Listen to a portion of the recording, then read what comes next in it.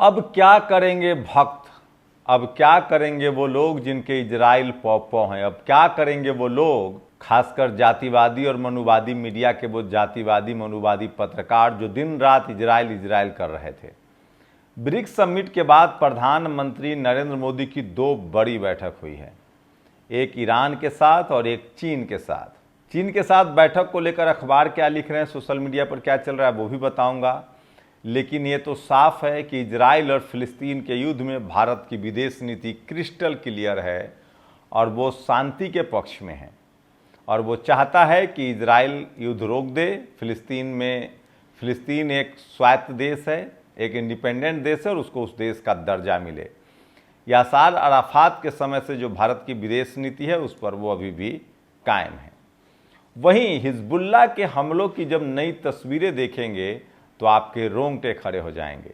Super power, super cop कहने वाला Mossad, जिसको माना जाता था कि इजराइल की जो एजेंसी है मोसाद वो दुनिया की सबसे इंटेलिजेंस एजेंसी है, सब करे धरे रह गए हैं। सोचिए, 7 मोसाद के जो 7 लोग पकड़े गए हैं इजराइल में, वो ईरान के लिए काम कर रहे थे। आप समझ लीजिए ये स्थिति है और आपको एक एक करके बताता हूं कि किस तरह से 2 मोर्चे पर ईरान अपने आप को मजबूत कर रहा है। हिजबुल्लाह जहां हमले में शामिल है, ईरान को रूस और चीन के इतने हथियार मिल रहे हैं कि आप कल्पना नहीं कर सकते हैं। तो पहला हमला का एक खबर देखिए। इजराइल ने कादर 2 मिसाइल से तेल अवीव के बाहरी इलाके में इजरायली सेना के गिलेट बस को आज दोपहर को निशाना बनाया था। उस ऑपरेशन का पूरा फुटेज दुनिया के सामने आया। सोचिए, अभी भी हिजबुल्लाह आम इजरायली को नहीं मार रहा है, वो सिर्फ और सिर्फ मिलिट्री कैंप पर हमला कर रहा है, जो कि युद्ध का नियम है और उस युद्ध के नियम को वो मान रहा है। हिजबुल्लाह ने उत्तरी इजराइल में 1 दर्जन से अधिक हमले किए हैं। जेबलून, सफद, अक्का, नहरहरिया और जॉर्डन घाटी में इजरायली बस्तियों को नुकसान हुआ है और ये सारे वीडियो भी अब वो जारी कर रहा है। तो जिस तरह से हमास लड़ रहा था उसी तरह से अब लेबनान जो लेबनान के लड़ाके हिजबुल्लाह वो लड़ रहा है। तो ये सबसे बड़ी खबर है। वहीं इजराइल अपने निस्ता से बाज नहीं आ रहा और वो अभी भी नरसंहार कर रहा है और निर्दोष लोगों को मार रहा है। सोचिए, इजरायली सैनिकों ने अंतर्राष्ट्रीय स्तर पर प्रतिबंधित सफ़ेद फास्फोरस सहित दर्जनों बार लेबनान से अंतर्राष्ट्रीय फोर्स यूनिफिल पर हमला किया है।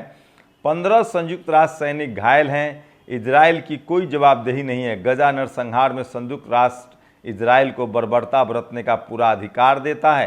ये सबसे बड़ी खबर है जो सोशल मीडिया पर वायरल है। तो सोचिए, हिजबुल्लाह के लड़ाके जहां अभी भी सिर्फ और सिर्फ आईडीएफ को निशाना बना रहे हैं, वहीं लेबनान से दूसरी हमला की तस्वीर देखिए। लेबनान से हिजबुल्लाह द्वारा दागे गए रॉकेट और मिसाइल तेल अवीव पर गिरे। तेल अवीव इजराइल की राजधानी है, वहां पर चारों तरफ विस्फोट हो रहे हैं। 20 लाख इजरायली निवासी आश्रय की ओर भाग रहे हैं। सोचिए, 20 लाख, 1 करोड़ आबादी है। कहां इजराइल चला था फिलिस्तीन और हमास को नेस्तनाबूद करने, अब इसके गले में एक घंटी बंध गया है और 20 लाख इजरायली लोग जो हैं वो अपने घर से बेघर हो रहे हैं। वो अपनी जान बचाने के लिए इधर उधर भाग रहे हैं। तो हमास तक तो ठीक था, लेकिन जब से हिजबुल्लाह पर हमला हुआ है, नसरल्लाह मारा गया है, तब से सबसे ज़्यादा नुकसान अब इजराइल को हो रहा है। वहीं ये तो हिजबुल्लाह के हमले थे, अब हमास के हमला देखिए।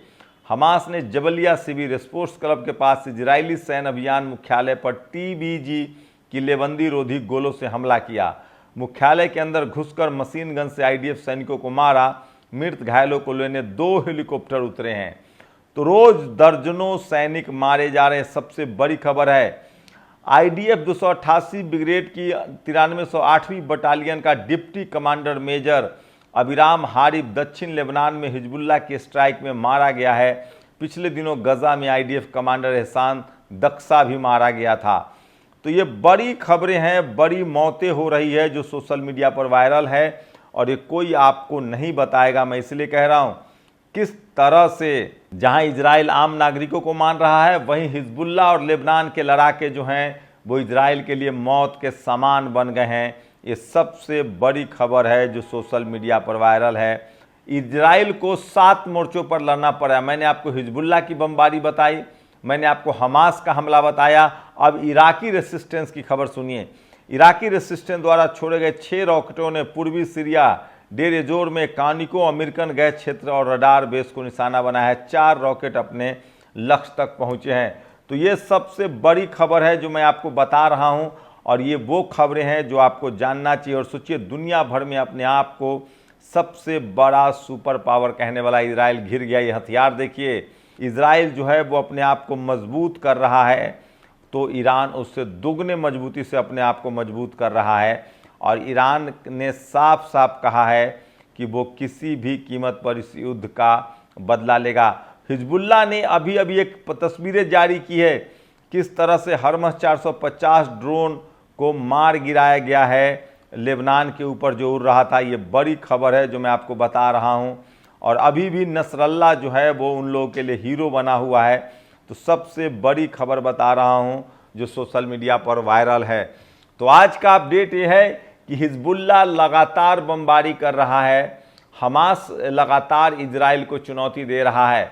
वहीं हूती जो यमन के लड़ाके हैं वो उन्होंने समंदर में मोर्चा संभाल रखा है। और इस तरह से आप देखेंगे तो 1 साल होने के बावजूद भी इजराइल इस युद्ध में फतह हासिल नहीं कर पाया है। यहाँ तक कि वो अब चारों तरफ से घिरता जा रहा है।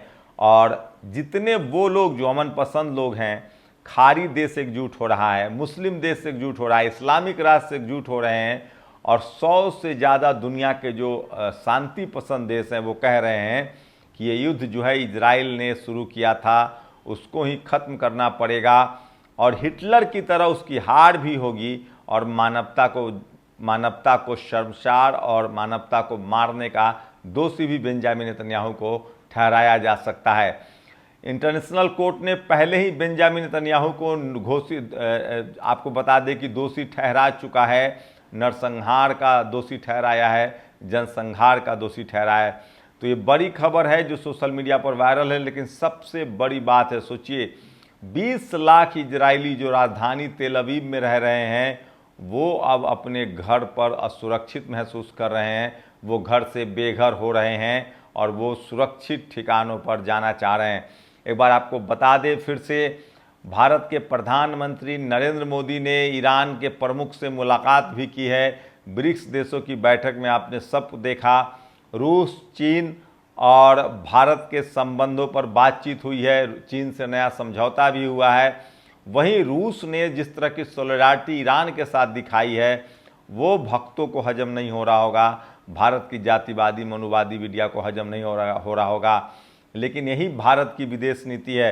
अगर आपको चीन को साइड करना है तो मिडिल ईस्ट के साथ रहना पड़ेगा, रूस के साथ रहना पड़ेगा, और पूरे जो साउथ ईस्ट एशिया है चीन के साथ, समझिए आप, चीन के खिलाफ साउथ ईस्ट एशिया के तमाम देश है, चाहे वो वियतनाम हो, थाईलैंड हो, बर्मा हो, भूटान हो, जापान हो, उसके बाद आपको बता दें कि साउथ कोरिया हो, नॉर्थ कोरिया के अलावा और कोई चीन के साथ नहीं है। वहीं हाल के दिनों में भक्तों की वजह से रूस से थोड़े रिश्ते खराब हुए थे, लेकिन वो अब एक बार फिर से मैच्योर हो गए और भारत का रूस के साथ रिश्ता हमेशा अच्छा है। और आप जानते हैं रूस और अमेरिका का रिश्ता कितना खराब दौर से गुजर रहा है। जिस तरह से यूक्रेन युद्ध में रूस फंसा हुआ है और यूक्रेन को हथियार की सप्लाई यूरोप कर रहा है, अमेरिका कर रहा है, रूस इससे नाराज़ है। और इसी नाराज़गी की वजह से रूस जो है वो मिडिल ईस्ट में और ख़ासकर ईरान को, अफ़गानिस्तान को, आपको बता दें कि अफ़गानिस्तान को भी हथियार सप्लाई कर रहा है, इराक को भी दे रहा है, सीरिया को भी दे रहा है। सीरिया में तो असद की सरकार ही रूस ने बचा रखी है, नहीं तो अमेरिका कब का चाह रहा था कि गद्दाफी की तरह तख्ता पलट कर दिया जाए, इराक की तरह तख्ता पलट कर दिया जाए। लेकिन अब वो अमेरिका कर नहीं पा रहा है, क्योंकि एशिया में रूस का जो है वो दबदबा बढ़ रहा है। वहीं रूस चीन स्ट्रेटजिक पार्टनर के तौर पर उभर कर आ रहे हैं। इसलिए भारत को हितों की रक्षा करनी है तो हमें चीन के साथ न जाकर रूस के साथ जाना पड़ेगा, जो हमारा नेचुरल फ्रेंड है। हमेशा समय समय पर रूस ने साबित किया है, चाहे वो सोवियत संघ का समय हो चाहे अब का समय हो। ये बात तो तय है कि अगर हम मिडिल ईस्ट के साथ हमारी विदेश नीति है, मिडिल ईस्ट एक दुनिया का सबसे बड़ा बाज़ार है और उस पर चीन की भी नज़र है। भारत उस बाज़ार में ऑलरेडी एग्जिस्ट कर रहा है। भारत के ज़्यादातर लोग, बहुत सारे लोग मिडिल ईस्ट में जाते हैं। भारत में जो विदेशी मुद्रा भंडार है वो मिडिल ईस्ट से आता है।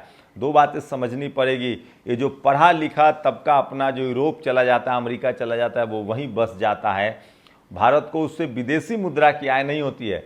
लेकिन मिडिल ईस्ट में जितने लोग काम करते हैं वो मिडिल ईस्ट में बसते नहीं हैं, वो भारत में पैसा कमा कर भेजते हैं, इसलिए भारत का मुद्रा भंडार भी बढ़ता है। लेकिन ये बात भक्तों को कौन समझाए।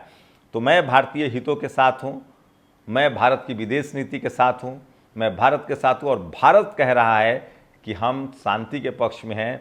जो पौ और गोदी मीडिया इजराइल कह रही है, दरअसल इजराइल एक अमेरिका का पिट्ठू है जो सिर्फ हथियारों की सप्लाई करता है, हथियारों का कारोबारी है, और वो भी अब धीरे धीरे बेनकाब हो गया। तो ये साफ है कि इजराइल अपनी अंतिम दिन गिन रहा है, अपनी अंतिम सांसें गिन रहा है, और उसे हमास, हिजबुल्लाह और हुती के लड़ाकों ने पस्त कर दिया है। शुक्रिया। नेशनल दस्तक की आपसे गुजारिश है कि अगर इसको बचाना चाहते हैं तो नेशनल दस्तक को सब्सक्राइब करने के लिए रेड कलर के सब्सक्राइब बटन को दबाएं, फिर बेल आइकन की घंटी दबाएं। नेशनल दस्तक को बचाने के लिए बहुत जरूरी है कि हर खबर को शेयर करें, लाइक करें, कमेंट जरूर करें।